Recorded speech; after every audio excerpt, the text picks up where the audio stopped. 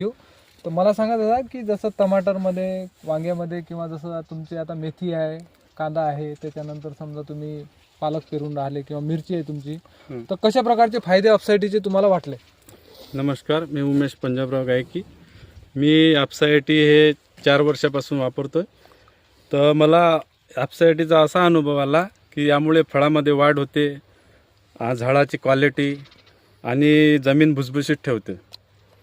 बरं, आणि मला सांगा दादा, जसं तुम्ही स्प्रेमध्ये घेऊन राहिले तर स्प्रेमध्ये पिकावर काय परिणाम तुम्हाला दिसून राहिला? स्प्रेमध्ये अशासाठी घेतो की आपण एवढं महागाचे औषधं मारतो, ते वाया गेले नाही पाहिजे. बरोबर. त्यामुळे पूर्ण पानावर ते पसरवण्याचं काम करते.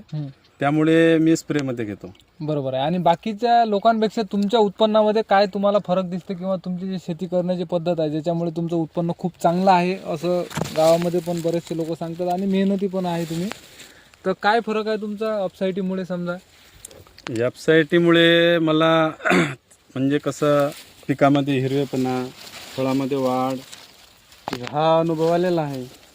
फळांमध्ये चांगले प्रकारे वाढ वाढ समजा होते. हा, अपसाईटीमुळे. त्याची क्वालिटी, फळांची क्वालिटी, हा, हा, आणि जमीन भुसभुशीत होते. आणि खर्च कमी झाला खर्च- असेल अपसाईटीमुळे. हा हा आणि जमीन नरम होऊन राहिली, म्हणजे जर आपण पाहिलं समजा हे, तर हे पूर्ण जमीन आपली भुसभुशीत आहे. म्हणजे एवढी भुसभुशीत आहे की जसं मुळं आपल्याला हे डायरेक्ट वरच दिसतात, ज्या पांढऱ्या मुळं असतात ज्याला अन्नद्रव्य चांगलं ते घेतात. तर पहा किती नरम जमीन आहे आणि फ्रेश आहे टमाटर. त्याच्यानंतर आपण त्यांचं वांगेचं जे क्षेत्रफळ आहे ते पाहू शकता. क्षेत्रफळ आहे हे बघू शकता तुम्ही की वांग्याची जी क्वालिटी आहे ती किती एकदम फ्रेश आहे. म्हणजे जो माल लागून राहिला, नवीन नवीन जे फुलं तयार होऊन राहिले ते एकदम फ्रेश आहेत, आणि पाहू शकता तुम्ही की कुठलाच रोग नाही आहे. आणि हे त्याच्यामध्ये ते वाफ्यात मेथी पण चांगल्या प्रकारे घेऊन राहिले, त्याच्यामध्ये अपसाईटीचा वापर ते करून राहिले.